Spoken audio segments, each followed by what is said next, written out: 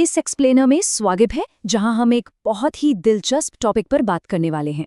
हम हमेशा यही मानते आए हैं ना कि हमारा ट्रेडिशनल खाना एकदम परफेक्ट और बैलेंस्ड होता है, पर क्या सच में ऐसा है? अगर इसे बायोलॉजी के हिसाब से देखा जाए तो इस हेल्दी दिखने वाली थाली में कुछ ऐसी बड़ी कमियां छिपी हो सकती हैं जो हमारी बॉडी के अंदर की मशीनरी को अपना 100% देने से रोकती हैं। तो चलिए आज इन्हीं छिपी हुई न्यूट्रिशनल गैप्स को मिलकर डिकोड करते हैं।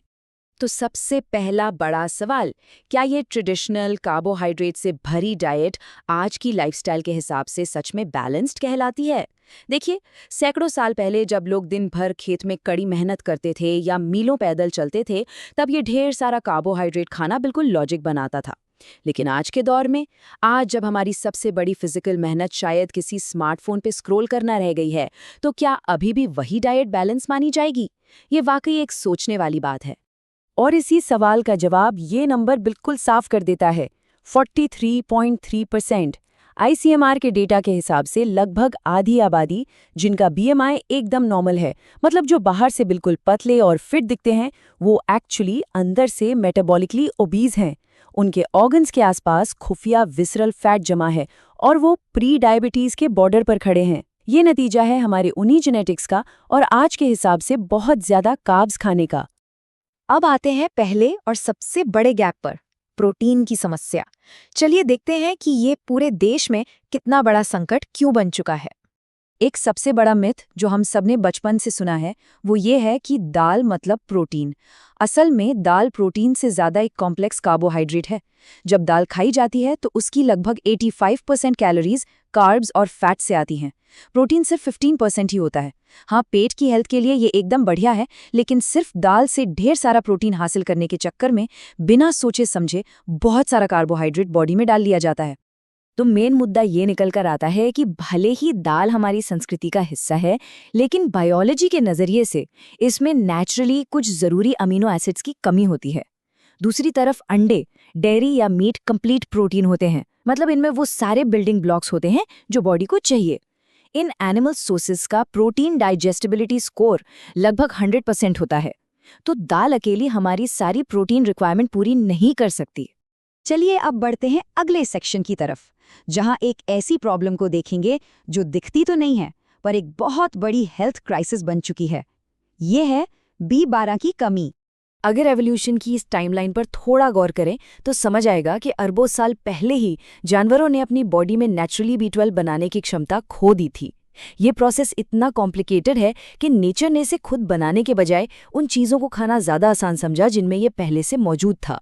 इसका सीधा सा मतलब ये है कि जो डाइट प्योरली प्लांट्स पर बेस्ड है, उसमें इस एसेंशियल न्यूट्रिएंट की बिल्कुल जीरो मात्रा होगी, क्योंकि पौधे B12 बनाते ही नहीं हैं। विटामिन B12 दरअसल एक बहुत ही रेयर मेटल पर डिपेंड करता है जिसे कोबाल्ट कहते हैं। ये बॉडी में DNA और रेड ब्लड सेल्स बनाने की पावर देता है। सच कहें तो इसे बायोलॉजी की कोबाल्ट बैटरी कहा जा सकता है। जैसे एक स्मार्टफोन को प्रॉपर्ली चलने के लिए उसकी लिथियम आयन बैटरी की ज़रूरत होती है ना, बिल्कुल वैसे ही इंसानी शरीर की बैटरी ये विटामिन B12 है। इस बैटरी को किसी और चीज़ से रिप्लेस नहीं किया जा सकता। और इस बायोलॉजिकल सच्चाई का असर ये है कि लगभग 47% आबादी इस वक्त विटामिन B12 की कमी से जूझ रही है। होता क्या है कि ये विटामिन बॉडी में सालों तक स्टोर रह सकता है, तो इसकी कमी के लक्षण तुरंत नहीं दिखते, पर अंदर ही अंदर ये बिन बुलाई थकान, कमजोरी और आगे चलकर सीरियस ब्रेन और नर्व प्रॉब्लम्स का कारण बन जाता है। अब आते हैं तीसरे सेक्शन पर, आयरन, और पौधे इस आयरन को आखिर छुपाते क्यों हैं? आइए देखते हैं कि हरा भरा खाना नेचुरली एनीमिया क्यों नहीं ठीक कर पाता। ये डेटा वाकई चौंकाने वाला है। एक बड़ी स्टडी में पाया गया कि लगभग 66% वेजिटेरियंस एनीमिक हैं, यानी उनमें खून की कमी है। ये इस बात का क्लियर इंडिकेटर है कि हम जिस तरीके से आयरन कंज्यूम कर रहे हैं उसमें कोई बहुत बड़ा फ्लॉ है। प्लेट भरकर हरी सब्जियां खाने के बाद भी बॉडी को आयरन क्यों नहीं मिल रहा, ये जानना बहुत ज़रूरी है। तो बेसिक साइंस कुछ ऐसी है, जो एनिमल सोर्स से हीम आयन मिलता है उसे हमारी बॉडी तुरंत और आसानी से एब्जॉर्ब कर लेती है, पर पौधों में जो नॉन हीम आयन होता है ना, उसको पौधे नेचुरल एंटी न्यूट्रिएंट्स के पीछे लॉक करके रखते हैं। पौधों के लिए ऑक्सीजन हानिकारक हो सकती है, तो खुद को बचाने के लिए वो अपने आयन को फाइटेट्स जैसे मॉलिक्यूल्स के साथ जंजीर से बांध देते हैं। नतीजा, वो आयरन आसानी से सोखा ही नहीं जाता। ऊपर से कुछ डेली आदतें इस आयरन को बॉडी में जाने से बुरी तरह रोकती हैं, जैसे खाना खाने के तुरंत बाद चाय या कॉफ़ी पीना। इनमें टैनिन्स होते हैं जो आयरन को चुंबक की तरह पकड़ लेते हैं। या फिर पालक पनीर जैसा कॉम्बिनेशन, हरी सब्जी का आयरन और डेयरी का कैल्शियम एक साथ खाने से कैल्शियम आयरन को ब्लॉक कर देता है। कच्ची फलियों में मौजूद फाइटिक एसिड भी ऐसी ही एक रुकावट है। खैर, प्रॉब्लम तो समझ आ गई, अब चलते हैं इसके सॉल्यूशन की तरफ। सेक्शन 4, बायो अवेलेबिलिटी और हमारे ट्रेडिशनल रेसिपीज के जरिए इसका सही फिक्स। यहाँ गेम में एंटर करता है एक heavy scientific word, bio availability. सुनने में कॉम्प्लेक्स है पर कॉन्सेप्ट बहुत सिंपल है। देखिए, मैटर ये नहीं करता कि थाली में कितना सारा हेल्दी खाना रखा है और कितना खाया गया है। मैटर ये करता है कि बॉडी की इंटरनल फार्मेसी ने उसमें से एक्चुअली कितना न्यूट्रिएंट निचोड़कर एब्जॉर्ब किया। अगर कोई न्यूट्रिएंट एब्जॉर्ब ही नहीं हुआ तो उसका खाना किसी काम का नहीं है। और यहीं पर दादी नानी की ट्रेडिशनल विजडम बिल्कुल परफेक्ट बैठती है। दाल और चावल का क्लासिक कॉम्बिनेशन। चावल में लाइसिन नामक अमीनो एसिड नहीं होता और दाल में मिथियोनिन नहीं होता, पर जब इन दोनों को मिलाकर खाया जाता है तो ये एकदम लॉक और की तरह फिट हो जाते हैं। दोनों के मिसिंग एलिमेंट्स मिलकर एक कंप्लीट प्रोटीन बना देते हैं। ये ट्रेडिशनल खाने का एक कमाल का बायोलॉजिकल हैक है। पौधों के उस जिद्दी आयरन को अनलॉक करने के भी कुछ बेहद सिंपल तरीके हैं। पहला, दाल और फलियों को हमेशा प्रेशर कुक करना चाहिए, क्योंकि हाई प्रेशर से वो एंटी न्यूट्रिएंट्स डिस्ट्रॉय हो जाते हैं। दूसरा, खाने में थोड़ा नींबू जरूर निचोड़ना चाहिए। विटामिन सी आयरन को एब्जॉर्ब करने की स्पीड को ड्रेस्टिकली बढ़ा देता है। और तीसरा, खाना खाने और चाय पीने के बीच कम से कम आधे घंटे का गैप रखना चाहिए।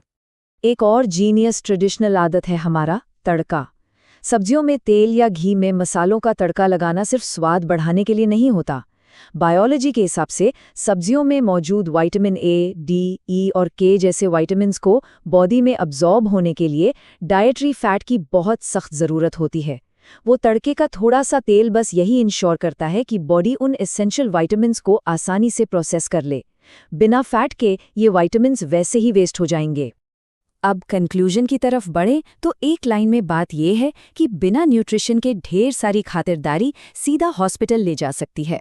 अपने कल्चर और पारंपरिक खाने का मजा लेना बिल्कुल ठीक है, लेकिन अब वक्त आ गया है कि पहाड़ जितनी कार्ब हैवी थालियों के बजाय बायोलॉजिकल मैथ और सही न्यूट्रिशन को फोकस में लाया जाए। आखिर में खाने की क्वांटिटी नहीं क्वालिटी मैटर करती है। तो इस पूरे एक्सप्लेनर को यहीं रोकते हैं, पर एक आखिरी सवाल जरूर छोड़ना चाहेंगे। जब अगला खाना सामने आए तो ये सोचना जरूरी है कि इसमें से बॉडी एक्चुअली में क्या एब्जॉर्ब करने वाली है। इस बायो अवेलेबिलिटी की साइंस को हम अपने एवरीडे खाने में एक सच्ची मेटाबॉलिक मेडिसिन की तरह कैसे यूज कर सकते हैं। ये एक ऐसा सवाल है जिस पर गौर करना हेल्दी लाइफ के लिए बहुत जरूरी है।